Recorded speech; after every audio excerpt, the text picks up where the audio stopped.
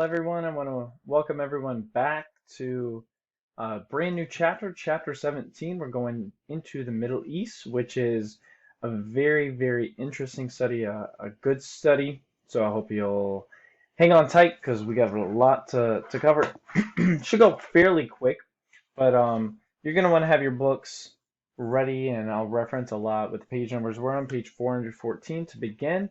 And let's go ahead and get started with some introductory material about the Persian Gulf. What specifically is the Persian Gulf? Well, it's a body of water on page 415 that you can see on the map. I'm sorry, on the map, and it talks of whenever we talk about the Persian Gulf, for example, the Persian Gulf War, it's involving the countries around the Persian Gulf. We're going to see a map here in a little bit.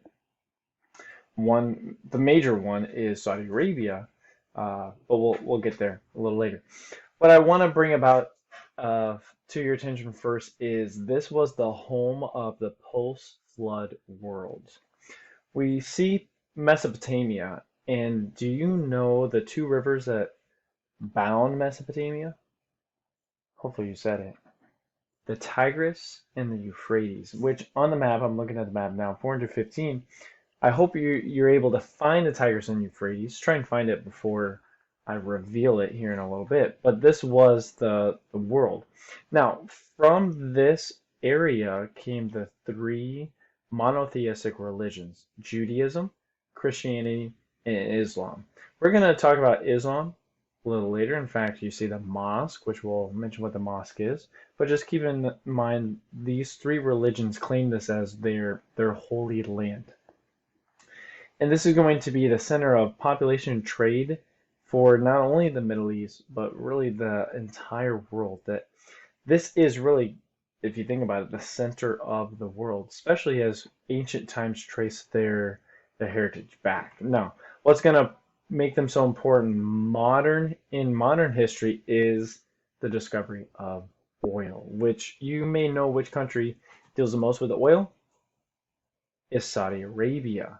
But what's interesting is you may have noticed gas prices, especially if you're driving, especially if you pay for gas. Which I don't know if you guys pay for gas yet. But if you pay for gas, you may be like $1.90. That's expensive. No, let me tell you, that's cheap. I remember whenever gas was $3 a gallon. And that was expensive. So imagine paying double of what you would pay now. Whereas now you may fill up the car for 40 bucks. Yeah, then you would fill up the car for 80 bucks. And it adds up. So Saudi Arabia is the main oil producer, but now they're competing with Russia, so that's why gas is so cheap. It's not because of the coronavirus, interestingly. But here's a picture I want to point out these two rivers, the Euphrates and the Tigris. So here's the Mesopotamian world. Notice how green it is.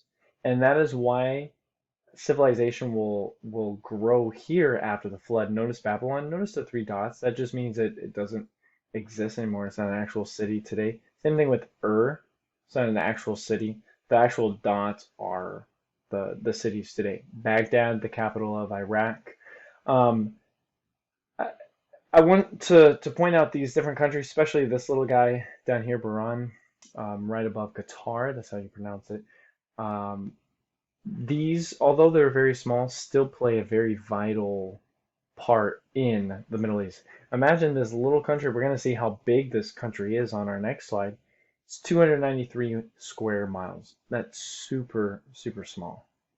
But yet it is still a country in the Middle East.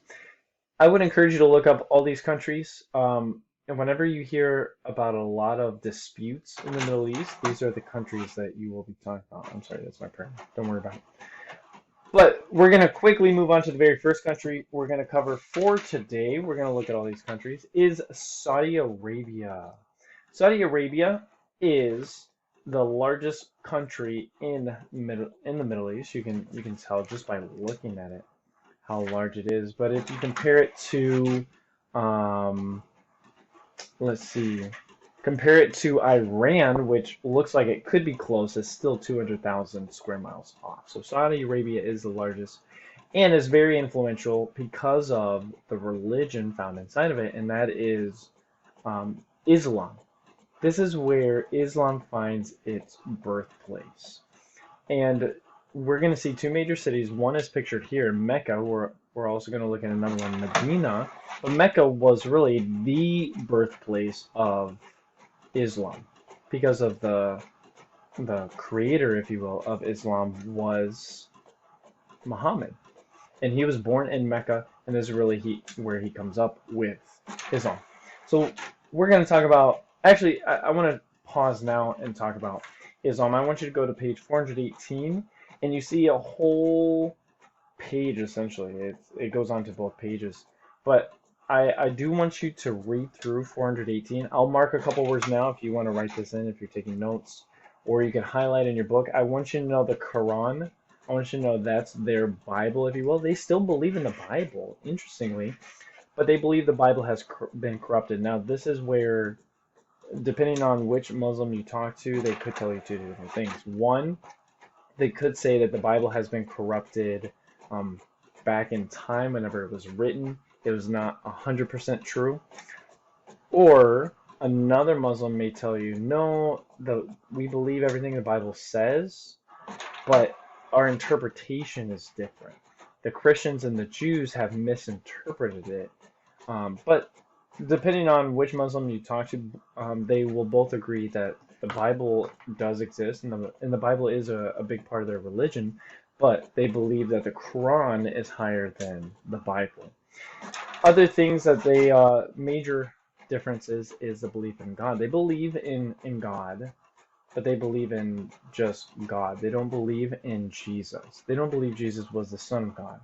Now, the thing was, Muhammad, who created this religion, if you will, was surrounded by polytheistic religions in Mecca. And Islam was created as a monotheistic, a one God. But it is literally one God. Whereas we as Christians believe God the Father, God the Son, God the Holy Ghost, the Muslims do not believe in the Trinity.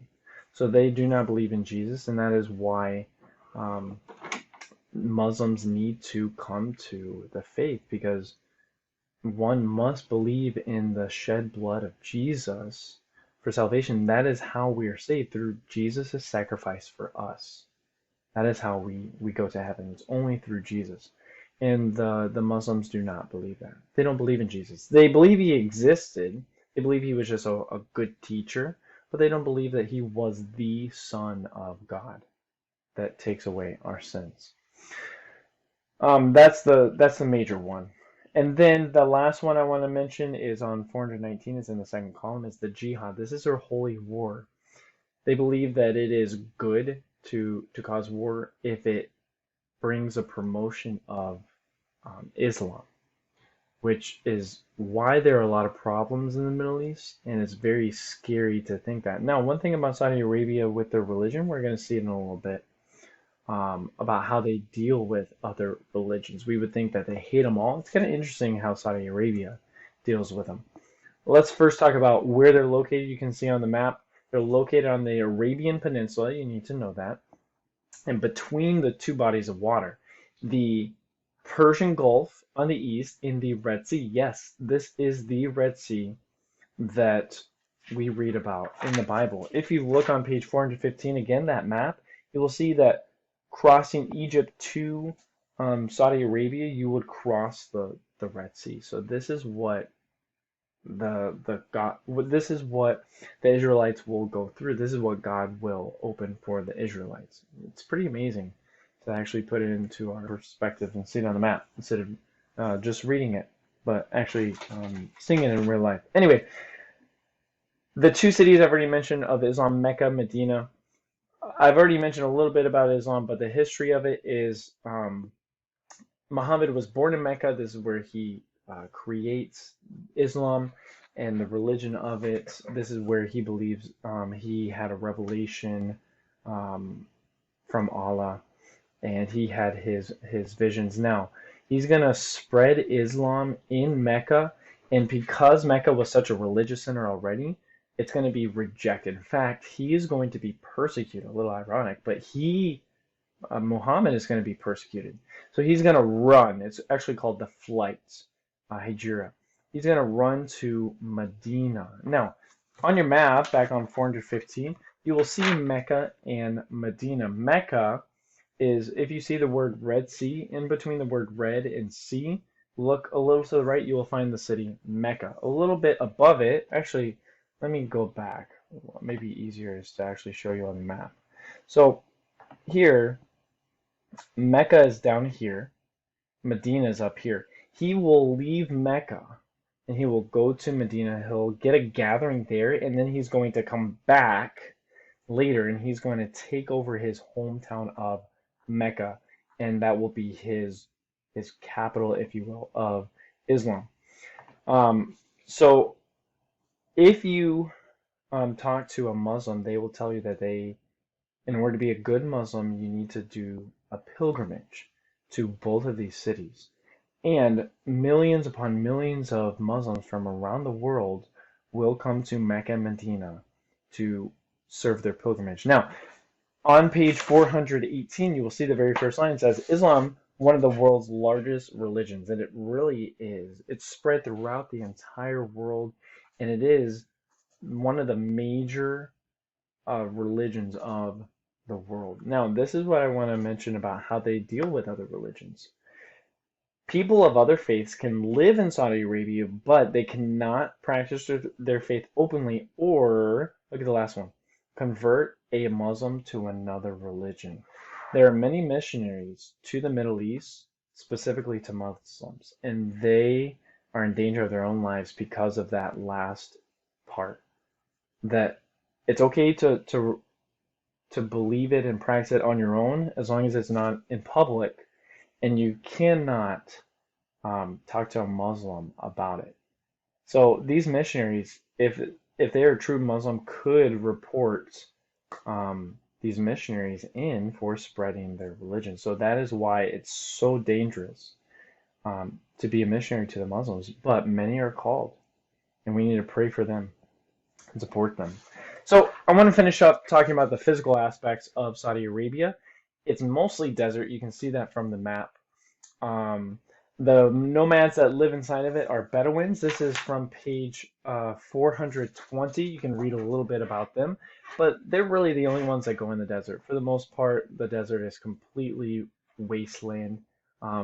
It's amazing to see the sand deserts that are there, but no one really lives in it. So the southern desert that I want you to know, this is on page 418, is the Ruba Kali. This is going to be the largest desert of Saudi Arabia. I'm sorry. It's about the size of California. That's pretty massive whenever you think about it this way. It's also nicknamed the empty quarter, mainly because it's completely empty besides those Bedouins that we talked about. You see the capital, right? The capital was built around an oasis. An oasis is that water in the desert. And there's not many. The higher you go, you'll find them. So Riyadh is literally an oasis in the desert. And this is where the majority of people of Saudi Arabia will live. But the majority of the people will be the oil farmers, if you call them that.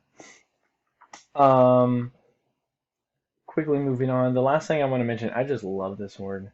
The Hawabai was the religious sect that is noted for their strict Islamic law. These are the guys that actually really keep law and order in Saudi Arabia. Now, technically there's a king, but really he's bound by the law, and it's interpreted by this group of people. So really, the king's kind of outnumbered by the Wabai. But I just like saying that word. The last thing I want to mention, as I've mentioned kind of throughout, is this black gold. It's like, what's the first thing you think of gold? Is money, right?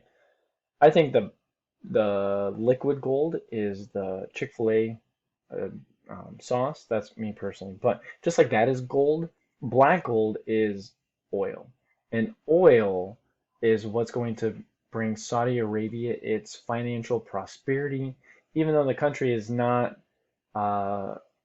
very fertile as far as food is concerned. Oil is what brings the money to Saudi Arabia. So I hope that you guys enjoy this lesson. Next time we'll be talking about some other smaller countries, but hope you